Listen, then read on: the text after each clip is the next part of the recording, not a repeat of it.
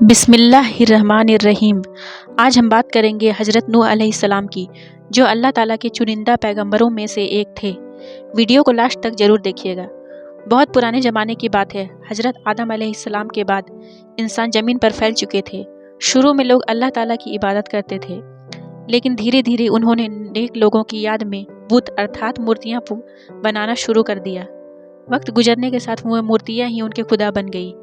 لوگ ایک خدا کی عبادت چھوڑ کر پتھر اور لکڑی کے بنے ہوئے بت پوجنے لگے۔ وہ گمراہی اور ظلم میں ڈوب گئے تھے۔ اللہ تعالیٰ نے انہیں راہ دکھانے کے لیے اپنے نیک بندے اور نبی حضرت نوح علیہ السلام کو بھیجا۔ نوح علیہ السلام نے دن رات کھلے عام اور چھپ چھپ کر لوگوں کو سمجھایا، اے لوگوں، صرف اللہ تعالیٰ کی عبادت کرو، وہی تمہیں پیدا کرنے والا ہے۔ اگر تم نے شرک ارتھات مورتیوں کی پوجا چھوڑی تو اللہ تمہیں معاف کرے گا اور رحمت برسائے گا۔ لیکن قوم کے سردار اور امیر لوگ گھمنڈ میں کہتے، نوح، ہم کیوں تمہاری بات مانیں؟ تمہارے ساتھ تو صرف غریب لوگ ہیں۔ اگر اللہ تعالیٰ کو ہمیں ہدایت دینی ہوتی تو کسی بڑے آدمی کو بھیجتا، تمہیں نہیں۔ وہ نوح علیہ السلام کا مذاق اڑاتے، ان پر جھوٹے الزام لگاتے اور کہتے کہ یہ تو صرف انسان ہے، نبی نہیں۔ حضرت نوح علیہ السلام نے اپنی قوم کو 950 سال تک لگاتار سمجھایا۔ وہ ہار نہیں مانے، لیکن اتنے وقت میں صرف گنے چنے لوگ ہی ایمان لائے۔ جب قوم نے بالکل ماننے سے انکار کر دیا تو اللہ تعالیٰ نے نوح علیہ السلام کو بتایا کہ اب ان پر عذاب آئے گا۔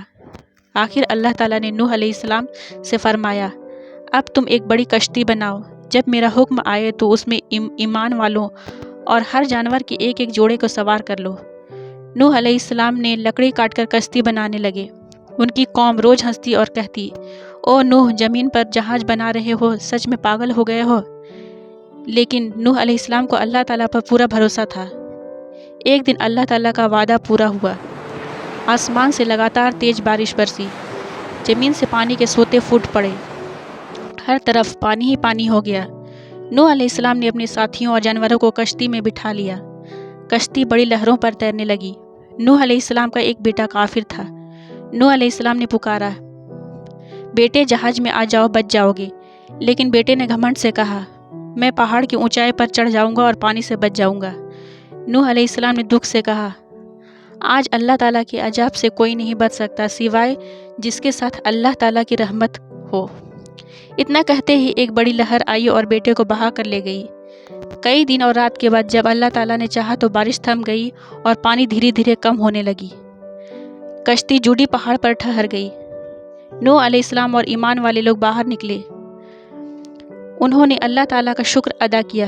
کافروں کی نسل ختم ہو گئی اور نوح علیہ السلام کے ساتھیوں سے نئی پیڑھی کی شروعات ہوئی۔ اس لیے نوح علیہ السلام کو آدم ثانی ارتھات دوسرے آدم بھی کہا جاتا ہے۔ حضرت نوح علیہ السلام کی کہانی ہمیں یہ سکھاتی ہے کہ سچائی پر ڈٹے رہنا چاہیے، چاہے لوگ کتنا بھی مذاق اڑائے۔